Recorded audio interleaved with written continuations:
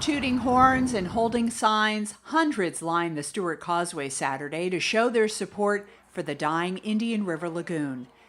Blow the horn! Be a lunatic! A Lagoonatic!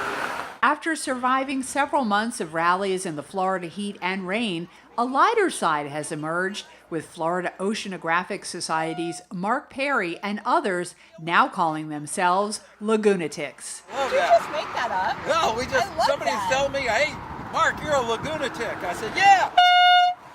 Lagoonatic. Hands across the lagoon rallies were held up and down the 156-mile waterway from New Smyrna Beach down to Stuart. It's wonderful to see the citizens come together and speak with one voice and work together to solve a problem, whereas the governments and agencies involved all seem to be pointing fingers at one another and saying, you know, it's not my job, it's their job.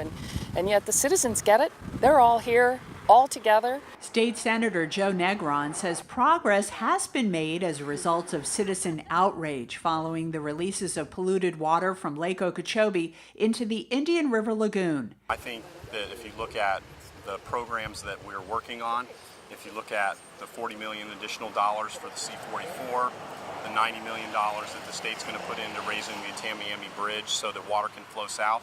Plus, we know that a lot of additional water is already starting to flow south because of additional pumping that we're doing and creating storage capacity south of the lake. So I'm actually very encouraged with the progress that we're making. But Indian Riverkeeper Marty Baum disagrees. I think our politicians' response is nothing more than short-term patchwork.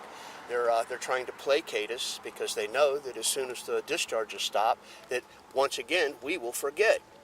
I don't really believe that will happen this time. I think the social network and the new people that have learned what is really being done to us, they've become angry and they've become educated, and I don't think that's going to change. And the youngest, the River Kids, are among the newly educated. They are very upset about the state of the river. Sick. It's very sick.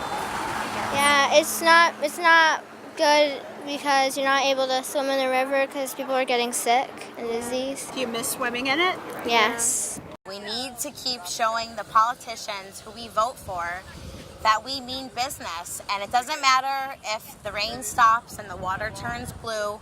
We're gonna be here and we're not gonna give up, and with social media we can keep reminding people of what we're fighting for. The next step for many of these activists, including representatives from the Guardians of Martin County, is to head to Washington, D.C. October 3rd to speak before federal lawmakers about the toxic water.